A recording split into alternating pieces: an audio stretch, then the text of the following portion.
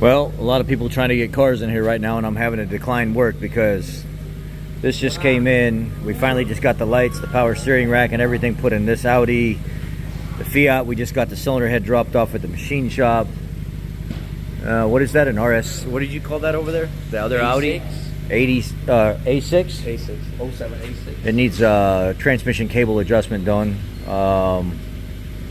It's not starting in park, and it doesn't recognize that you're putting it in the park position, so you have to start it in neutral, so we got to adjust the cable.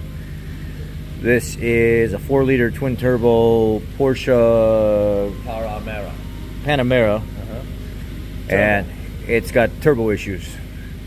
So we're looking at this. We're so covered up right now. You guys are trying to get all your vehicles and stuff in here right now, and it's kind of difficult. We finally got back around to this. We had to wait for it not being so cold. I adjusted the timing a little bit the other day on this Caprice. Finally got it running pretty good, but what I ended up finding out is, look at this cable right here. See how melted that is? The starter shorted out. It will start to short out internally, and it will start trying to crank the car on its own, and it heats that cable up and starts melting it.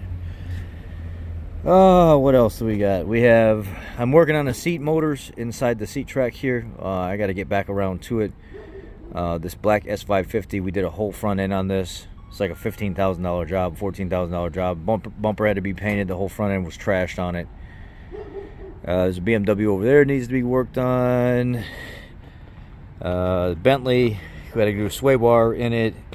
X5. This was, what was the X5? X5 was a bunch of stuff. It was like airbags, suspension stuff.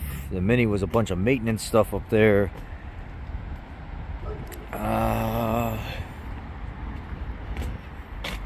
E500, the ABS module, started to take a crap in that old E500. That's the old Dodge, the old work truck, my old truck that I donated to the shop for business purposes. It runs absolutely phenomenal. This here this Land Rover has an issue with an intermittent draw. It will draw the battery down overnight. It's a Land Rover Discovery.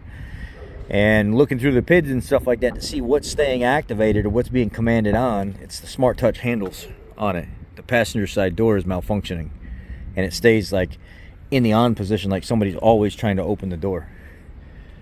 The other side, here's a Ram ProMaster. We just put an oil cooler assembly in this. A couple weeks ago everything was fine, and now the oil cooler assembly is leaking again. We got to pull it back out.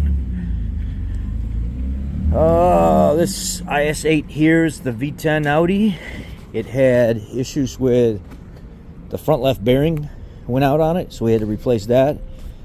There's some oil leaks that needed to be looked at, change the oil and stuff in it, so this just got done. And if we go over to the other spillover lot, yeah, okay. GL450 needs a rear spring, it needs both rear shocks done, and it needs a new transfer case. That job sold. This Malibu right here, the engine timing and everything's all jumped. We don't know if we need an engine or if we can save the timing. The customer doesn't want to move forward on that quite yet. This Super Duty is a 7.3 Power Stroke, and it has a real rough time starting, and it chugs. It has no power.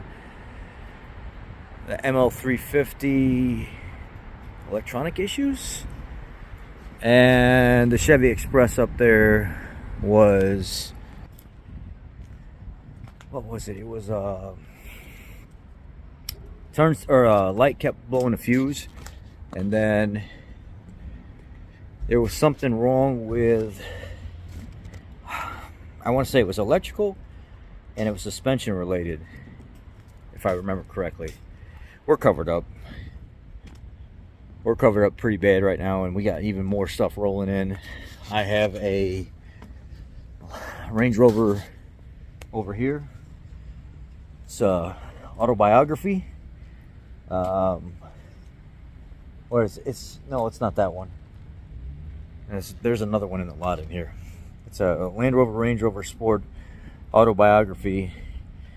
Pull the oil cap, reach in with a pick, and you can grab the timing chain and go slap, slap, slap, slap, slap, slap, slap. slaps the case and everything. Looks like it's trying to jump off of the.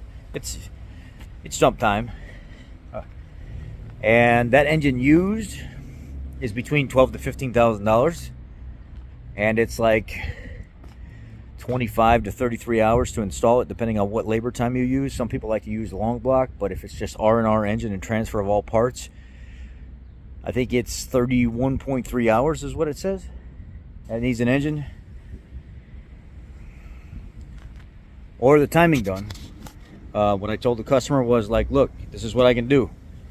You give me a couple hours labor, I'll pull the caps and stuff off of all the the spark plugs and stuff like that, and I'll go through and I will test every single one of those cylinders for compression. I'll do a leak down test. I'll check the plugs, ignition coils, injectors, and if I have no compression problems, we can talk about moving forward to get that timing chain and everything put back on there appropriately and get this thing started. But if I get in there, understand, you may eat up $600, $700, $800 worth of labor doing testing, and come back and realize, damn, I can't save this. I got bent valves and stuff like this. I'm going to have to replace this engine, and you're still going to be out $20,000, $25,000 overall. It's an expensive engine in that. It's a lot of labor, a lot of fluids, a lot of gaskets and stuff. It's a lot of time. And he said, you know what? Stop. Let's not move forward on that. He dropped off 3 vehicles with me, all within 2 days, that all have major problems, and they're all his personal vehicles. That's a shop update right now. Are y'all this busy? Let me know.